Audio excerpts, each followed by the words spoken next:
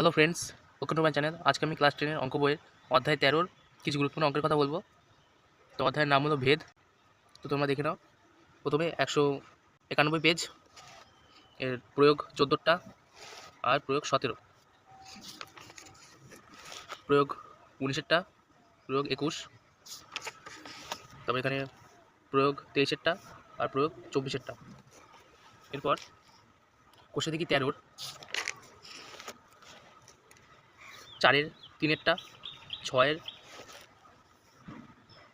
3-এরটা আর 7-এর 1 আর 2, তারপর 8-এরটা ভিভিআই বেশি ইম্পর্টেন্ট, 10-এরটা, আর এখানে 14টা শর্ট প্রশ্ন, 16-র এর 2-এরটা, 5-এরটা, বি এর 2-এরটা, সি এর 1, 2, 7-এর 3 আর 5।